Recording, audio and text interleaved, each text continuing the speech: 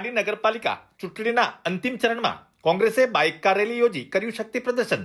પાડી નગરપાલિકાની 16/2/2025ના રોજ યોજાનારી ચૂંટણીના પડઘમ આજે સાંજે શાંત થઈ ગયા હતા। પાડી શહેર કોંગ્રેસ દ્વારા આજ રોજ બાઇક અને કાર રેલીનું આયોજન કરી નગરમાં શક્તિ પ્રદર્શન કર્યું હતું। નગરપાલિકાના 7 વોર્ડના 26 ઉમેદવારો પોતાના સમર્થકો સાથે મોટી સંખ્યામાં કાર અને બાઇક સાથે આવી આ રેલીમાં જોડાઈ નગરપાલિકા વિસ્તારમાં ફરી પાડી નગરપાલિકામાં છેલ્લા 30 વર્ષથી ચાલી આવતું ભાજપનું રાજ દૂર થશે હોવાનો સંદેશો નગરજનોને આપ્યો હતો। પાડી ગુજરાતી સ્કૂલની બાજુમાંથી શરૂઆત કરી આ રેલી બાલાખાડી કોલેજ રોડ, સ્વાધ્યાય મંડળ, ધરમચંદ્રપુર હાઈવે થઈ મરી માતાના મંદિર, લીમડા ચોક થઈ સ્ટેટ બેંક, બહુચરા માતા મંદિર, દમણી ઝાપા, બેસલાપાડા થઈ પોણિયાથી ફરી તળાવની પાડ, માજી મોહલ્લા થઈ ચિવલ રોડ ખાતે આવેલ કોંગ્રેસ કાર્યાલય ખાતે પૂર્ણ થઈ હતી। કોંગ્રેસની આ શક્તિ પ્રદર્શન રેલીમાં શરૂઆતથી અંત સુધી વાસ્તાના ધારાસભ્ય આનંદભાઈ પટેલ, વલસાડ જિલ્લા કોંગ્રેસ પ્રમુખ દિનેશભાઈ પટેલ, પ્રભારી તરુણભાઈ સહિત વલસાડ જિલ્લા કોંગ્રેસના હોદ્દેદારો, તમામ વોર્ડના ઉમેદવારો તથા ખૂબ મોટી સંખ્યામાં તમામ ઉમેદવારોના સમર્થકો ઉપસ્થિત રહી આ રેલી સફળ બનાવી હતી।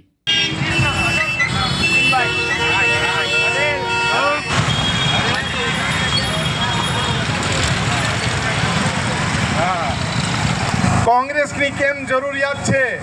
આજે આખા નગરપાલિકા વિસ્તારમાં આપણે ફૈરાઈમાં જોયું કે નગરપાલિકાએ જે કામ કરવાનું, નગરપાલિકાના પ્રશાસકોએ જે કામ કરવાનું એ કર્યું નથી અને છેલ્લા 30 વર્ષથી એમની સરકાર છે કે ખૂબ સારી રીતે ડરાવવાના અને ધમકાવવાની રાજકારણની સામે ટક્કર આપીને આપણે ઉમેદવારી પત્ર ભર્યું છે અને હવે આપણે જીતવાનું પણ છે। કોઈથી આપણા વિસ્તારને વિકાસ સાથે સંકલિત કરવો હોય તો આપણે કોંગ્રેસ પક્ષના તમામ ઉમેદવારોને જીતાડવા જરૂરી છે। જીતાડશો ને? જીતાડશો ને? કોંગ્રેસ જિંદાબાદ।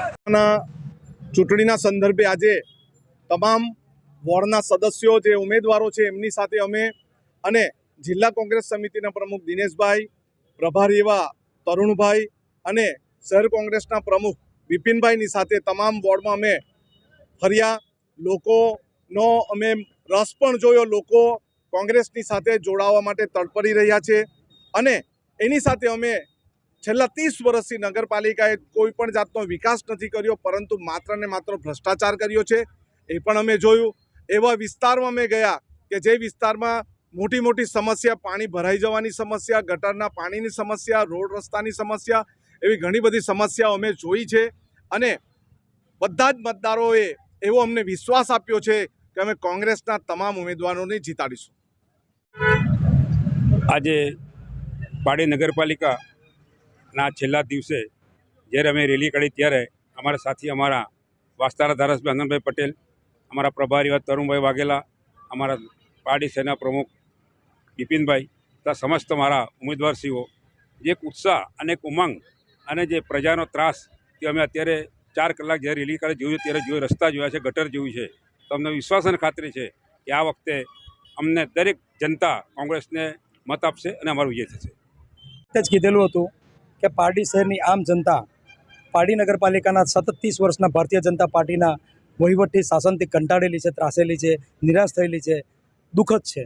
કારણ કે પારડી નગરમાં આપણે જોયું છે ભયંકર ભ્રષ્ટાચાર છે અને એ ભ્રષ્ટાચાર જ એકમાત્ર એવું કારણ બનેલું કે ગયા વખતે 14 ટાઈ થયેલી અને મુખ્ય મુદ્દો એ હતો કે 14 ટાઈ સાથે સાથે બીજી 6 જેટલી સીટી પારડી શહેર કોંગ્રેસ સમિતિએ 86 મતના નીચેના માર્જિનથી હારેલી છે। આ સંજોગોમાં તે વખતે કોંગ્રેસનો વિજય નિશ્ચિત હતો, જે મેં કહ્યું તે સાચું પડ્યું હતું।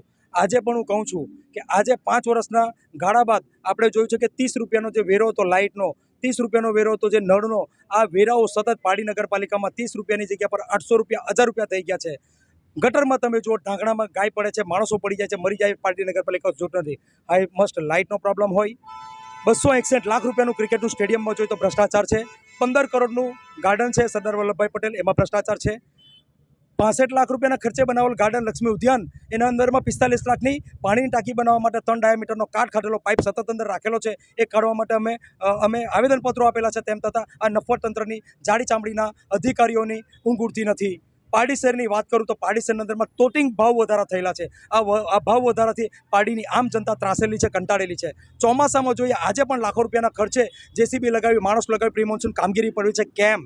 આજે આપણે જોઈએ છે તો આખા ગામના છેવાડાના વિસ્તારમાં લાઇટના ઠેકાણા નથી, થાંભલાઓ છે તો લાઇટ નથી. આજે છેવાડાના વિસ્તારમાં ચોમાસામાં પાણી ભરાઈ જાય છે. આજે ગરીબ લોકોના રાશન કાર્ડ બંધ થઈ ગયેલા છે, એમને અનાજ નથી મળતું. આજે પીવાના પાણી આજે વેચાતા લાવીને લોકોએ પીવા પડે છે. 30 વર્ષે પણ જો પારડી શહેરની ભાજપની સરકાર એમ કહેતી હોય કે અમે છેવાડાના વિસ્તારમાં પાણી આપીને જો ગર્વ અનુભવતી હોય તો અમારે એમ કહેવું છે કે ભાજપની સરકાર ડૂબી મરવાની જરૂર છે. કારણ કે 30 વર્ષના સમયગાળામાં જો તમારાથી એક મામૂલી પારડી શહેરની આમ જનતાને પાણી નહીં આપી શકાતું હોય, એક સારો રસ્તો નહીં આપી શકાતો હોય, એક તમે ગટર નહીં આપી શકતા હોય તો તમારી શું એમાં વિજય ગાથા કહેવાશે ને શું તમારો વિજય છે કે શું તમે એવું સારું કામ કર્યું છે. મેં પારડી શહેર કોંગ્રેસ સમિતિના મારા નેજા હેઠળ 26 મુદ્દાનો એક કાર્યક્રમ રાખેલો છે. આ 26 મુદ્દાનો કાર્યક્રમ મેં પારડી શહેરની આમ જનતાને આપ્યો છે. તેના અંદરમાં કેટલા ભ્રષ્ટાચાર થયેલા છે. આજે કીધું 261 લાખ રૂપિયાનું જે ગાર્ડન છે, સ્ટેડિયમ છે, એના કાંકરા ખરી પડેલા છે, એના પતરા તૂટી પડેલા છે, શૌચાલયમાં પીવાના પાણી નથી, શૌચનો ધોવા માટેના પાણી નથી, એક દરવાજા તૂટેલા છે. 15 કરોડનો ભાગ આપણે જોયું છે કે 25,000 રૂપિયાના ભજીયા અને 11,000 રૂપિયાની આઈસ્ક્રીમ જેવા છબરડાથી ભરેલું છે. મહાત્મા ગાંધીજીની શું ઇજ્જત છે ભારતીય જનતા પાર્ટીની સરકારમાં તે આપણે જોયું છે. 7 લાખ રૂપિયાનો ગેટ બનેલો છે. એ 7 લાખ રૂપિયાના ગેટને 29 લાખ રૂપિયાના ખર્ચે એમણે રિનોવેશન કર્યું છે. એ આપણે જોયું છે. કઈ એવી તો એ કહી શકાય ભારતીય જનતા પાર્ટીની ઉપલબ્ધિ કહી શકાય કે ઉપલબ્ધિથી પાર્ટીની જનતા એમને મત આપે. ભારતીય કોંગ્રેસ પાર્ટીની એક ઉપલબ્ધિ હું કહી શકું છું કે ભારતીય કોંગ્રેસ પાર્ટીએ વલસાડ જિલ્લામાં, નવસારી જિલ્લામાં નથી, તે ભારત માતાજીની મૂર્તિ ભર બજારમાં લગાવી છે. જે મૂર્તિ લગાવી છે તેનાથી ભાજપ ત્રાહિમામ થઈ ગયેલું છે. જ્યારે જોઈએ ત્યારે ભારત માતાની જયનો પોકાર કરે, પણ મને વલસાડ જિલ્લામાં, નવસારી જિલ્લામાં, સુરત જિલ્લામાં એક ભારત માતાની મૂર્તિ બકાવ નથી લખી શક્યા. ગૌ હમારી માતા હે, ગૌ હમારી માતા હે કહે છે, પણ ગાયને રોજ કાપવાવાળાના પાસે ચંદો લે છે. આજે 30 વર્ષનો સમયગાળો થઈ ગયો છે. પારડી શહેરના અંદરમાં એક ગૌશાળા નથી. ભારતીય રાષ્ટ્રીય કોંગ્રેસના ઉમેદવાર, ભારતીય રાષ્ટ્રીય કોંગ્રેસની સમિતિના લોકોએ હાલમાં જ એક ગૌશાળાનું નિર્માણનું કામ ચાલુ કરેલું છે. પારડી શહેર કોંગ્રેસ સમિતિએ આપણે જોયું છે એમની ઉપલબ્ધિમાં એક છોગું મેળવેલું છે કે પારડી શહેરની આમ જનતા, ગરીબ જનતા માટે જ્યારે કોઈનું અવસાન થાય છે તેના માટે મોક્ષ રથ લાવેલા છે. આવી અનેકો યોજના પારડી શહેર કોંગ્રેસે આમ જનતા માટે લાવેલી છે. આ સંજોગોમાં પારડી શહેરની કોંગ્રેસની જનતા જો પારડી શહેર કોંગ્રેસની સરકાર રચશે, અમે આશ્વાસન આપીએ છીએ, અમે વચન આપીએ છીએ કે તમને રસ્તા, પાણી, લાઇટ સહિતના જે તમામ તારા તોતિંગ વેરા છે એ તોતિંગ વેરાનું અમે દબાણ કરીશું, ઓછા કરીશું.